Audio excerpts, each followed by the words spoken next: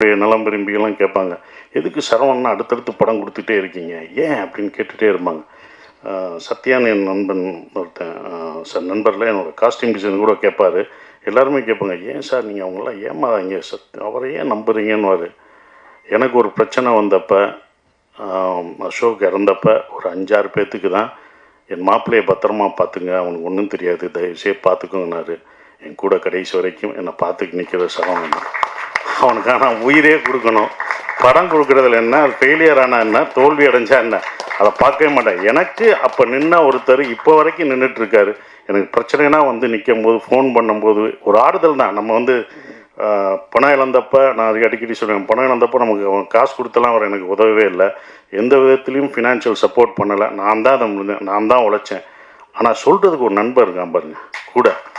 நமக்கு ஒரு பிரச்சனை வரும்போது எனக்கு இவ்வளோ ஃபீல் இருக்குது அப்படின்னு அப்படி சொல்லும் போது நம்ம அதிலேருந்து வெளியில் வந்துடுவோம். சார் கவலைப்படாதீங்க சார், உங்கள் நல்ல மனசுக்கு நல்லது நடக்கும் சார்னு சொல்லுவார். அப்போ நான் அதுதான் கொடுத்தேன். அப்போ தான் நந்தன் படம் வரும்போது நான் ஒரு சின்ன கேரக்டர் நடிக்க தான் போனேன். அந்த பிடிஓ ஆஃபீஸர் கேரக்டர் தான் என்னை கூப்பிட்டாரு. போய் இறங்கிட்டேன். பார்த்தேன், என்னங்க என்னென்னு ஷூட்டிங் நடக்காதுங்க என்னன்றது. ஆனால் அவர் தான் ப்ரொடியூசரு. இல்லை எனக்கும் இதுக்கும் மனஸ்தாபம் வந்துருச்சு, ஹீரோவாக நடிக்கிறவருக்கும், அதனால் படம் பண்ணலை, கிளம்புனேன். என்னங்க நீங்கள் இவ்வளோ பணம் போட்டுட்டு ஏங்க அப்படின்னேன். இப்போ என்ன பண்ணுறேன், சரி நான் ஹீரோவாக நடிக்கவான்னு கேட்டேன். நான் தான் அவர்கிட்ட கேட்டேன், அவர் என்னை நடிக்க வைக்கணும்னு கேட்கல. அவரை காப்பாற்றணும், போயிட்டு வர முடியாதுன்னு அந்த இடத்துல ஒரு தத்தளிச்சுட்டு ஒரு சூழ்நிலை இருக்கும்போது நான் நடிக்கிறேங்க அப்படின்னு சொல்லிட்டேன். ஆனால் அந்த கேரக்டர் எப்படி நடிக்கிறேன்னா நான் யோசிக்கவும் இல்லை, அவரும் யோசிக்கலை. இப்போ என்னென்னா ஒரு 7 நாள் டைம் கொடுங்க, அது வரைக்கும் ஹீரோயின் வச்சு எடுத்துக்கிட்டே இருங்க, ஏதாவது எடுத்துகிட்ருங்க, நான் 7 நாள் நான் தயார்படுத்திட்டு வரேன்னு. நான் தயார்படுத்தி என்னை கருப்பாக்கி நடித்ததான் நந்தன்ற அந்த படம்.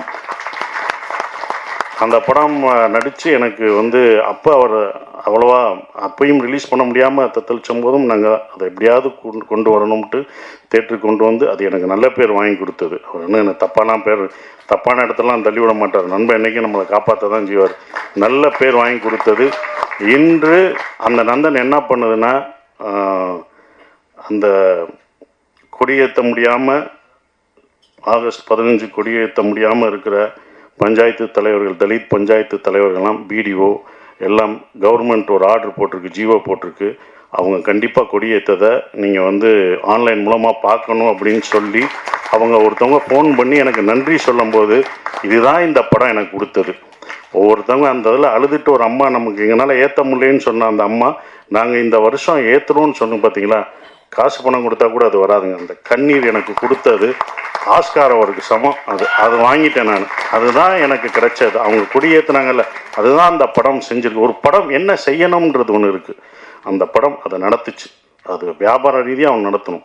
சரவணனுக்கு எப்போதுமே அந்த வியாபார ரீதியாக சினிமாலாம் எடுக்க மாட்டார். இந்த மாதிரி ஒரு சமூகம் இதை பற்றி தான் எடுப்பார். நானே சொல்லியிருக்கேன், அந்த எனக்கு 10 கமர்ஷியல் படம் சொன்னீங்களா, அதை சொல்லுங்கள், அதை பண்ணுவோங்க, இதை பண்ணுவோம், வரவே மாட்டேன். மறுபடியும் அடுத்த படமும் அப்படி தான் போயிருக்கார். சமூகம் தான் அவர். ஏன்னா ஜூனியர் உடனில் அவர் அப்படியே எழுதுனால, சமூக கருத்து எழுதுனால அதை பற்றி தான் யோசிப்பார். அப்படி தான் சங்காரம் பார்த்தேன். ஏங்க இது கமர்ஷியலுங்க, இதை பண்ணலாம்லங்க அப்படின்னு. சரி இதை பண்ணுவோம், யார் வச்சுருக்கீங்க, யாருங்க ஹீரோ, நான் பண்ணுறேங்கன்னு. இல்லை நான் ஹீரோவாக அதில் நினச்சி நான் பண்ணது சூரி, அதனால தான் அந்த சூரின்ற கேரக்டரு பேரே நான் வச்சுருக்கேன் அப்படின்னு. சரி சூரி விடுங்க, நான் மார்ட்டின் கேரக்டர் பண்ணுறேன் அப்படின்னு. மார்ட்டின் கேரக்டர் ரொம்ப சின்னதாக இருக்குங்க அப்படின்னாரு. பரவாயில்ல, மார்ட்டின் நான் பண்ணுறேன், சின்ன கேரக்டர்லாம் நான் பண்ணுறேன், நீ ஜெயிச்சுட்டு வந்தேன்னா எனக்கு நல்லது தான், மார்ட்டின் கேரக்டர் பண்ணு அப்படின்னு சொல்லி தான் ஆரம்பித்தது. அதை நான் அடிக்கிறேன். அப்பையும் சூரிகிட்ட போய் அவர் கடைசி வரைக்கும் கதையை சொல்லவே இல்லை. சூரிகிட்ட போய் வேறு கதையெல்லாம் பேசுனாங்க. ஃபோன் அடிக்கிறேன், சூரிகிட்ட சொன்னீங்களா, இல்லைண்ணே சூரியனை கதையே கேட்க மாட்டேங்கிறாரு, நான் உட்காந்து 4 மணி வரை பேசிட்டேன். 4 மணி நேரம் என்னத்தையா பேசுனீங்க, சொல்லணுமே நீ. நல்ல அவர் தயாராகவே இல்லை, கதை கேட்குறதுக்கு தயாராகவே இல்லை அப்படின்னு. அப்புறம் சொன்னேன் வேணாம், நான் ஒன்று யோசித்தேன், வேணாம். அப்போ தான் சொன்னேன், நான் சொன்னேன் சூரியன்ட்ட சொல்லாதீங்க, ஏன்னா சூரி கஷ்டப்பட்டு ஒரு மேலே ஒரு இடத்துக்கு போயிருக்காரு, அது ஒன்றால் தப்பாயிடக்கூடாது, அந்த இடத்த நீ இறக்குன மாதிரி ஆயிடக்கூடாது. நாளைக்கு நீங்கள் ஜெயிச்சுட்டு போய் நீ அந்த இடத்துக்கு வந்தோடனே நீ சூரிக்கு அப்போ தைரியமாக கதை சொல்லு அப்படி தான் அவர்கிட்ட நான் சொன்னேன். நான் கடைசி வரைக்கும் இப்போ வரைக்கும் அவர் சொல்லியிருக்க மாட்டேன். ஏன்னா சூரியன்ற கதாபாத்திரம் உழைச்சதே அந்த சூரியன்ற பேர் தான். அதுக்கப்புறம் அந்த இதில் யார் நடிக்கணும் அப்படின்போது ஒரு மலையாள ஆர்டிஸ்ட் சொன்னார். அவர்கிட்ட போய் கதை சொன்னும்போது உன்னிமுந்தன் வேணும்னாரு. உன்னிமுந்தன்ட்ட போய் அந்த கதையை சொல்லும்போது அவர் திடீர்னு என்ன பண்ணுறார், சூரி கேரக்டர் சொல்லுங்க, மார்ட்டின் கேரக்டர் நல்லா இருக்குது, ஏன்னா நான் நடிக்கிறதுனால அவர் மார்ட்டின் கதையை நல்லா சொல்லுவேன், மார்ட்டினை பற்றி சொல்லுங்கள், இந்த மார்ட்டின் கேரக்டர் நான் பண்ணுறேன்னொடனே அவர்கிட்ட முழு கதையும் சொன்னேன். என்னங்க சொல்லிட்டு வந்தீங்க, ஏதோ உளறிட்டு வந்தீங்கன்னா, என்னங்க மார்ட்டினை சொல்கிறார், அது சின்ன கேரக்டர் தானங்க, சூரி தானங்க ஹீரோ அப்படின்ற, அது தானங்க பயங்கரமாக இருக்கும் அப்படின்னு. இல்லை நான் அதை தான் சொல்லிட்டு வந்தேன், அவரை தான். இல்லை நீங்கள் வந்து ஃபஸ்ட்டு, ஏன்னா 2 ஹீரோ சப்ஜெக்ட்டு, ஃபுல் கதையும் ஒரு ஹீரோட்ட சொல்லுங்கள் அப்படின்றது.